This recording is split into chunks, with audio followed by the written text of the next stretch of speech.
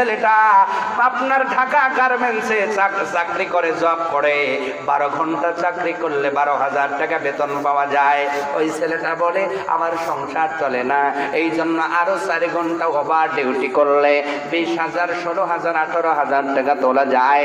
এই জন্য 24 ঘন্টার ভিতরে 16 ঘন্টা ডিউটি করতে হয়, 14 ঘন্টা ডিউটি করতে হয়, 15 ঘন্টা ডিউটি করলে এরপরে তুমি 18-20,000 টাকা বেতন তুলতে পারো। কিন্তু আল্লাহ পাক ডেকে বলে, বান্দা আমি তো সেই রকম মালিক না।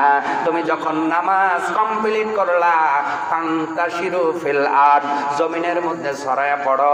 জমিনের মধ্যে ছড়ানোর পরে ফজরের নামাজের পরে তুই দোকানদারি করবি, আমি আল্লাহ তোর ইবাদতের সওয়াব লিখব। ফজরের নামাজের পরে জোহর পর্যন্ত তুই ধান কাটবি, আমি আল্লাহ ইবাদতের সওয়াব লিখব।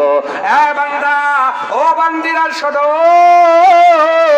ফজরের নামাজ আদায় করার পরে মহিলারা স্বামীর জন্য খাবার পাকাবে, আল্লাহ ইবাদতের সওয়াব দেবে।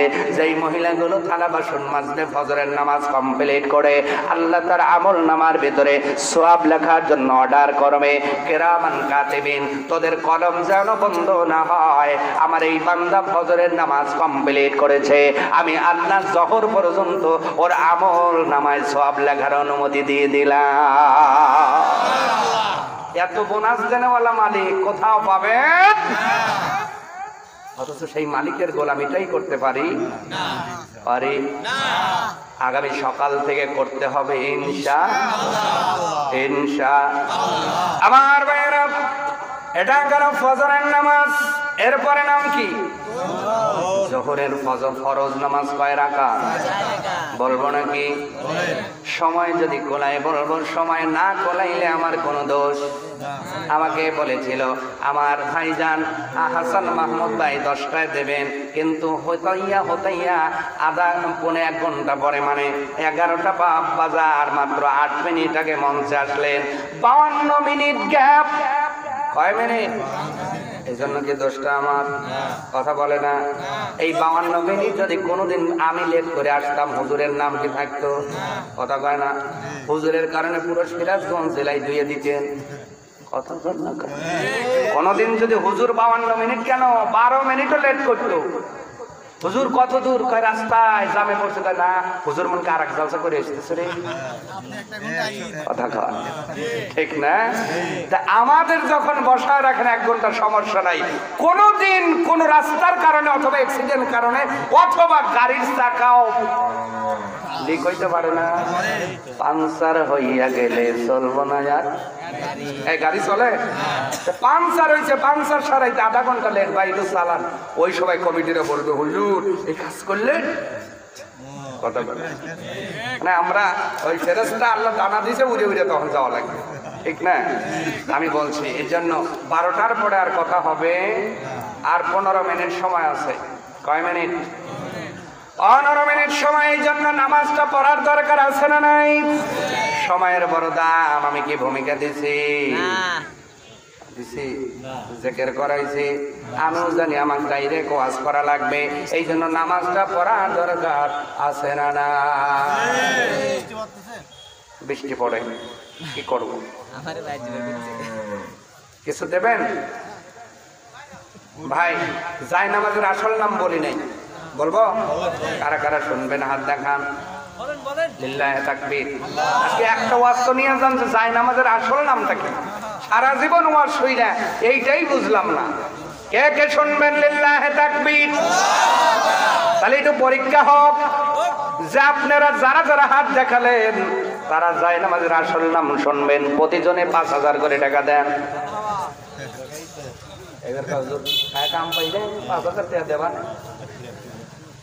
যাই নামাজের আসল নাম শুনবেন আর টাকা দেবেন না হয়। এই দেখেন ইমান কতটুকু, কেবল বৃষ্টি কেবল পড়ছে। নাম কি? নাম আলমগীর হোসেন। কেউ উঠবেন না। এই একটু বৃষ্টি পড়ছে, কি হয়েছে?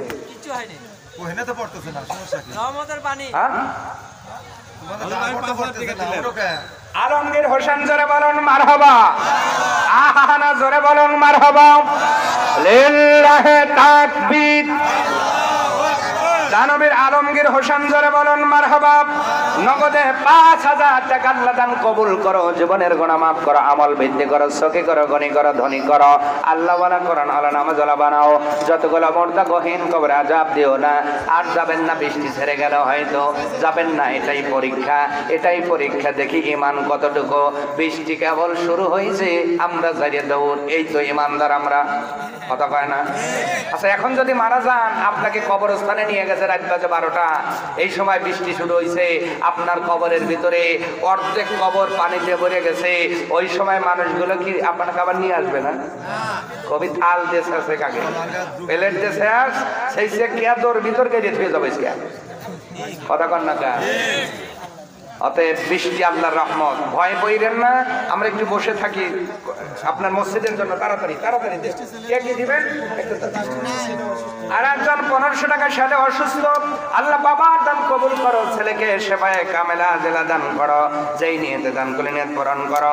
আলহাজ মোহাম্মদ শাহজাহান প্রামাণিক 5000, বড় মেয়ে 2000, মেজো মেয়ে 1000, সেজো মেয়ে 1000, ছোট মেয়ে 1000, একুনে 10,000 টাকা জোরে বলুন মারহাবা। আর জোরে বলুন মারহাবা, লিল্লাহি তাকবীর। আল্লাহ দানগুলো কবুল করে একসঙ্গে মুনাজাতের মধ্যে সকলের জন্য দোয়া করব। এখন যে দোয়া করছি একটু আমিন বলবেন। আল্লাহ তোমার হাজী বান্দার দান কবুল করো, জীবনের হজ কবুল করো, গুনাহ মাফ করো, আমল বৃদ্ধি করো, মেয়েদের দানগুলো কবুল করো। আয়েশা খাতুনের অভাব নাই। আল্লাহ পাক কোরআনে বলছেন, আনা গানিউন ওয়া আনতুমুল ফুকারা, আমি হলাম ধনী, তোমরাই হলো গরিব, তোমরাই হলো মিসকিন, আমি আল্লাহ হলো ধনবান। আল্লাহু আকবার। আল্লাহ একজন শুধু বড় লোক, আমরা সবাই কি মিসকিন ফকির। হুজুর একজন বলবে, হুজুর আমি কোটিপতি, আমি কেমনে মিসকিন?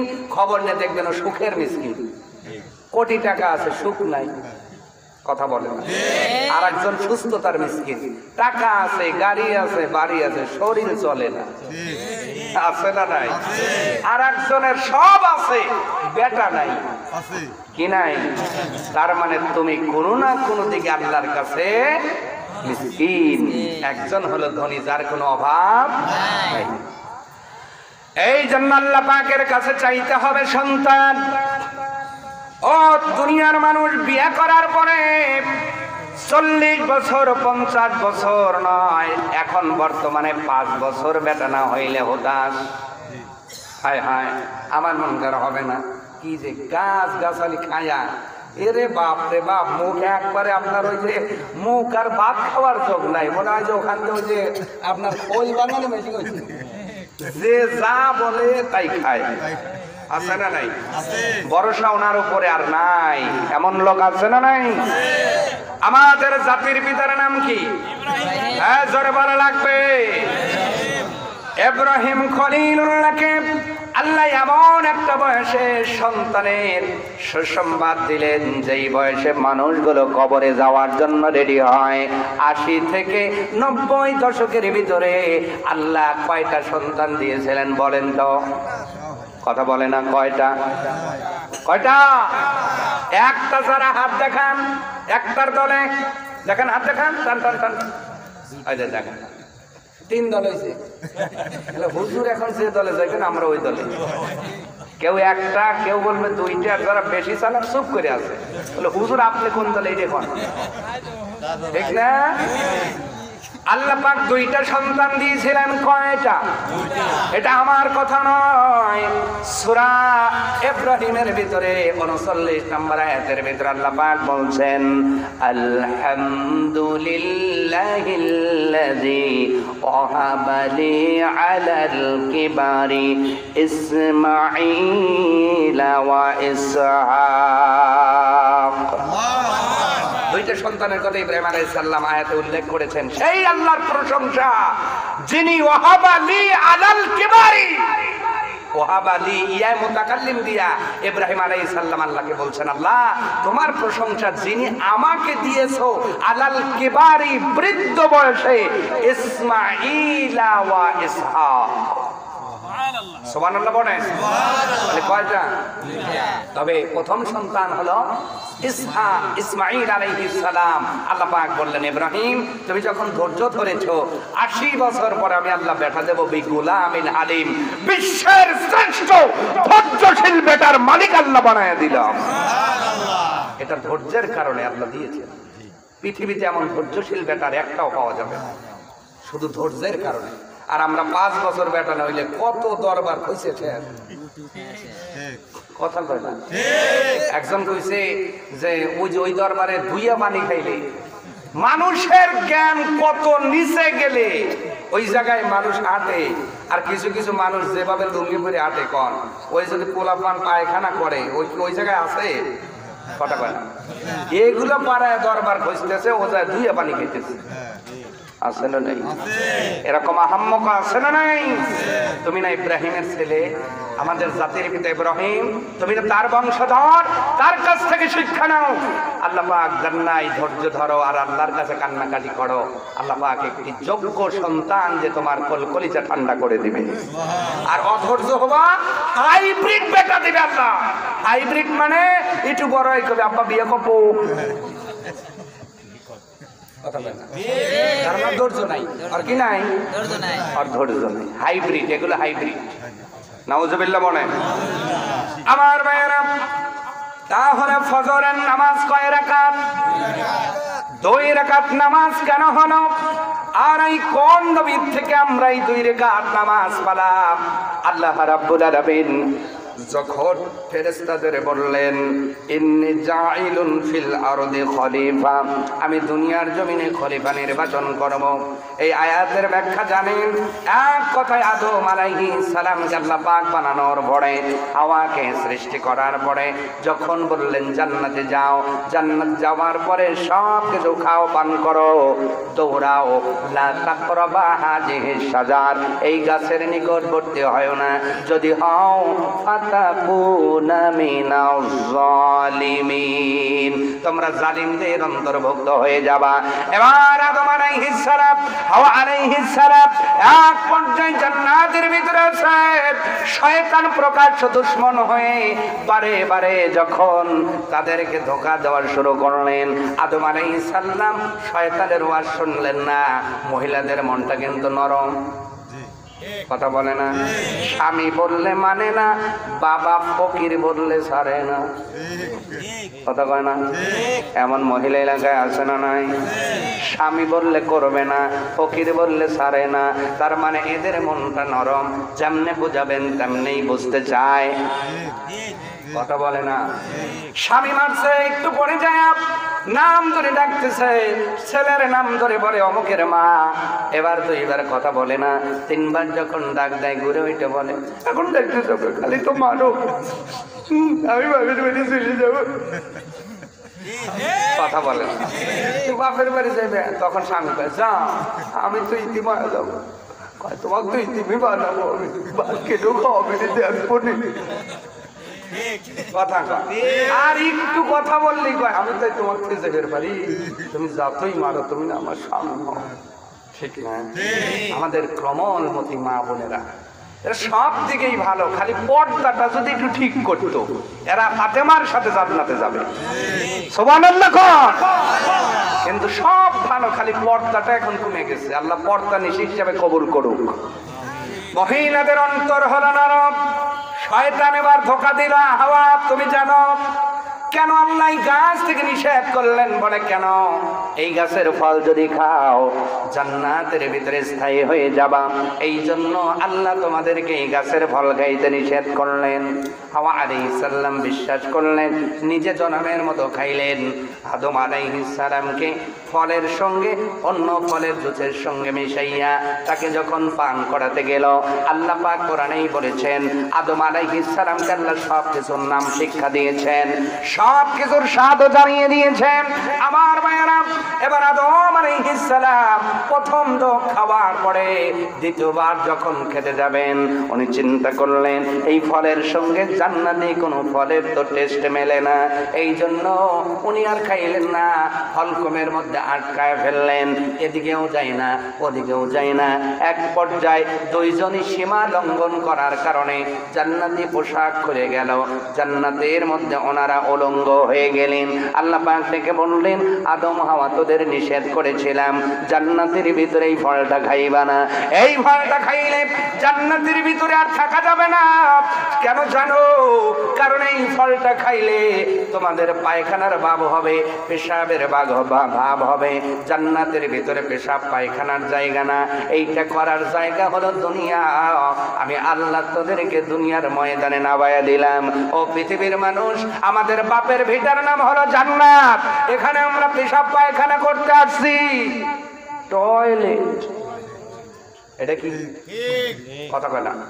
দুনিয়াটা কি কথা বলে না? দুনিয়াটা কি?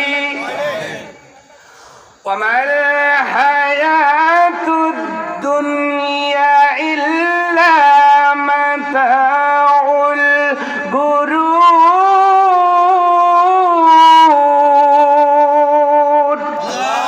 আল্লাহ রাব্বুল আলামিন আমার বলেন দুনিয়াটা মরিচিকার মতো। ও আপনার মানুষ, কেউ যদি বাথরুমে যায়, বাথরুম করা বেঁধে রেখে বাথরুমে কেউ যদি আপনার খাট নিয়ে পারে, আবার যদি এসি লাগায় এবং ওই আপনার বাথরুমের এক কানের মধ্যে আপনার সব শোকেস লাগাইতেছে, এই কানের মধ্যে আলমারি, আন্না, বক্স খাট, তারপরে যত সরঞ্জামানি লাগায়, মানুষ তারে কি বলবে? কথা বলে না? আমার কথা বোঝেন তো? মানুষ তাদের কি বলবে? তাদের পাগল বলবে, বলবে মাথার তারটা ঢিল হয়ে গেছে। এই সুস্থ মানুষের কামটা এমন নয়। তোমরা তাদের পাগল বলো, কিন্তু আল্লাহ পাক বলেন, ও পৃথিবীর মানুষ, দুনিয়াটা মরিচিকা, আর এই দুনিয়াটা হলো বাথরুমের মতো। এখানে বিল্ডিং সাজানোর জন্য দেই নাই, বক্স খাট বানানোর জন্য দেই নাই। আমি আল্লাহ এখানে দিলাম লিয়াবলুয়াকুম আইয়ুকুম আহসানু আমালা, অতি উত্তম আমল করবার জন্য পাঠালাম। আর তুমি এই টয়লেট নামক দুনিয়ার মধ্যে মোহে পইরা এখানে তুমি বিল্ডিং বানাতে ব্যস্ত, বক্স খাট বানাতে ব্যস্ত, এখানে আলমারি বানাতে ব্যস্ত, গহনা বানাতে ব্যস্ত। না না, এই টয়লেট নামক পৃথিবীর মধ্যে এত কিছু বানায়ও না। এমন একটা আমল করো যেই আমলের কারণে কবরটা হবে জান্নাতি, যেই আমলের কারণে আল্লাহ জান্নাত দিয়ে জান্নাত জীবনটা করবে চিরসুখী।